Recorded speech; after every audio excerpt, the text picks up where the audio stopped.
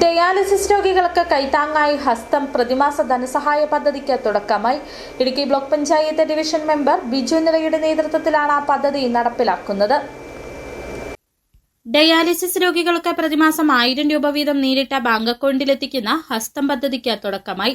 Idukki block panchayat Vazhathope division അംഗം ബിജു നിലയുടെ നേതൃത്വത്തിൽ സന്മനസ്സുള്ളവരെ കൂട്ടായ്മയിലാക്കി നടപ്പാക്കുന്ന പദ്ധതിയുടെ ഉദ്ഘാടനം MP ഡീൻ കുര്യാക്കോസ് നിർവഹിച്ചു.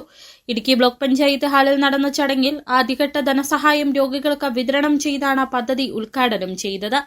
തെരഞ്ഞെടുപ്പ് പ്രചാരണത്തിന്റെ ഭാഗമായി ഒരു ഡയാലിസിസ് രോഗിയുടെ വീട്ടിലെത്തി കുടുംബം നേരിടുന്ന പ്രയാസങ്ങൾ നേരിൽ കണ്ടപ്പോഴാണ് ഇത്തരമൊരു പദ്ധതിക്ക് രൂപം നൽകാൻ താൻ തീരുമാനിച്ചതെന്ന് ബിജു നില പറഞ്ഞു.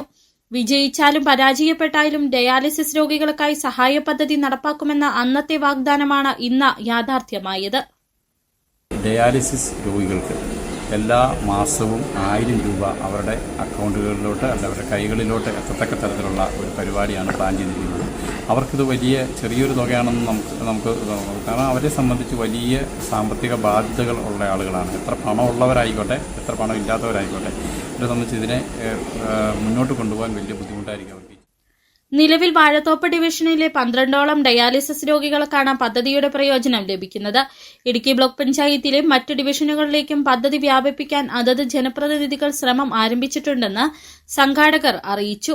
ബ്ലോക്ക് പഞ്ചായത്ത് തലത്തിൽ ഇത്തരമൊരു പദ്ധതി നേരിട്ട് നടപ്പാക്കുന്നതിന് ഓഡിറ്റ് സംബന്ധമായ തടസ്സങ്ങളുള്ളതിനാലാണ് ജനപങ്കാളിത്തത്തോടെയുള്ള മാതൃകാപരമായ ഈ സംരംഭം രൂപീകരിച്ചതെന്ന് അധ്യക്ഷത വഹിച്ച ബ്ലോക്ക് പഞ്ചായത്ത് പ്രസിഡന്റ് സാന്ദ്രാമോൾ ജിന്നി പറഞ്ഞു. ബിജു നിലയുടെ ഈ പ്രവർത്തനം പൊതുപ്രവർത്തകർക്ക് മാതൃകയാണെന്ന ഉദ്ഘാടനം നിർവഹിച്ച MP ഡീൻ കുര്യാക്കോസ് അഭിപ്രായപ്പെട്ടു.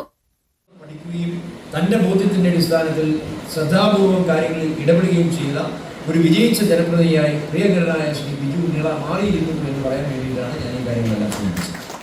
വൈസ് പ്രസിഡന്റ് AP ഉസ്മാൻ പദ്ധതി വിശദീകരിച്ചു.